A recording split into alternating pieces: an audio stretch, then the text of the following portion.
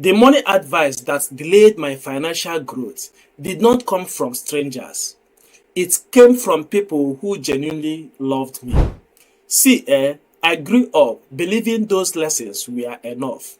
Unfortunately, they were not. One belief in particular quietly kept me poor for longer than I should have. I hope you are not on the same shoe with me. Let's watch on. My name is Pat. If you are ready, let's get started. Advice number one: good grades will fix everything. Yes, this is what a lot of people were told. You were told to go to school, study hard, come out with good grades, and immediately you do that, success will follow. My brother, my sister, it is not always like that. Success don't come this way. Because that same certificate you are having, a lot of people are having the same certificate. But recruiters want something different. This is not what recruiters are looking for. Recruiters are looking for value. They are looking for value. The mistake here is that this same advice has been around. This same advice we are giving to so many people across Africa. I myself believe it completely. But recruiters, employers want something greater than grades. Grades opens door. That one is true. But value kept those doors open. And that brings us to advice number two that kept me poor. Number two is a salary is the goal. Do you see? I believe all these things because they were coming from my loved ones. So I tried to secure a government job because they say you should get a government job. I actually worked hard. I studied hard because in my national diploma, I got upper credit. In my university program, I got second class upper division. And that earned me a federal government job in the Ministry of Education. But what do you have at the end? Monthly salary. Monthly salary that is so limited. Every 3 years you will be looking for promotion. Every year you will be looking for an increment in salary. This is so limited. I chased the script passed down to me from my loved ones. I got it and I've seen that nothing is there. So I am bringing this information to you for you to be careful and learn the right way. You need to understand. I am not saying that government job is bad, but it is so limited for people who has a lot of energy.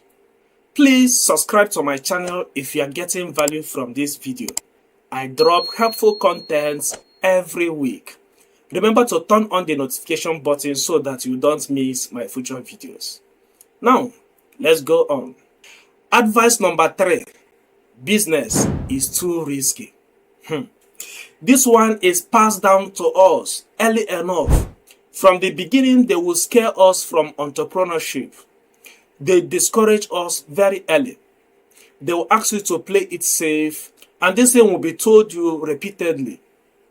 But what they forgot to know is that Dangote himself started from somewhere. If he had this fear, he wouldn't have been the richest man in Africa today.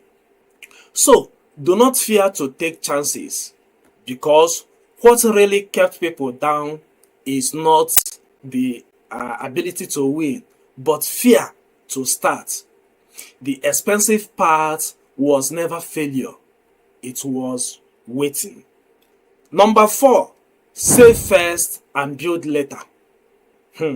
This is another heavy advice that kept so many people down, including me.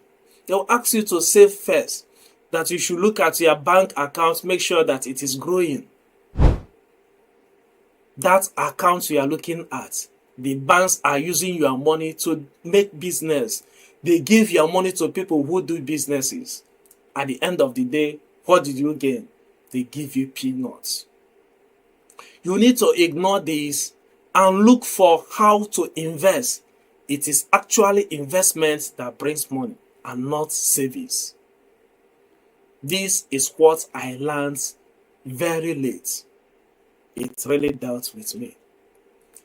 Remember, more savings never solved anything. More investments did. Advice number 5 that affected my growth. Money follows hard work. This is another hard one. Money follows hard work. They will ask you to work hard, that when you work hard, you will make a lot of money. My brother, it is not by working hard. It is now by working smart. If you work hard, you may be nowhere. Take a look at people who are really working hard. You see truck pushers, you see so many other people in the field working. Are they rich? Are they rich the way they work? So it's not really by working hard. It is by working smart. Let me break this thing down for you.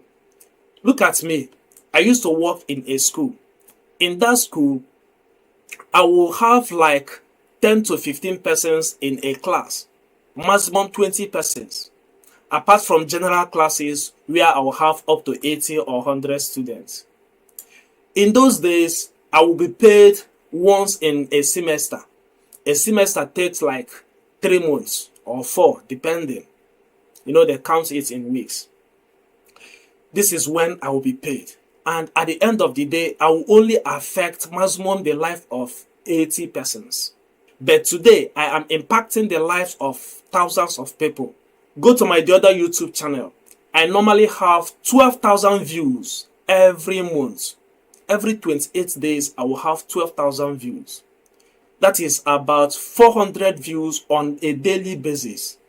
This is impact. This is working smart. And that channel is recently monetized. So the money is growing small. It doesn't mean that I have arrived, but the amount of money I make there in a day, in a month, is way higher to what I am being paid when I was in traditional classroom. This is an example of working hard and working smart. That does not mean that I don't work hard, because I'm still here producing the video, producing the teaching. That is me working hard, but you need to know the area where you are working. The financial beliefs you inherited may feel normal. That does not make them useful. So, I would like to hear from you. Which money lesson from your childhood are you actively trying to unlearn? I would like to hear from you in the comment section below. Kindly subscribe to my YouTube channel in order to see my future videos. Also watch this video on ancient businesses that never die. The link is also in the description box below. I will see you there. My name is Pat and I remain your big uncle. Keep learning.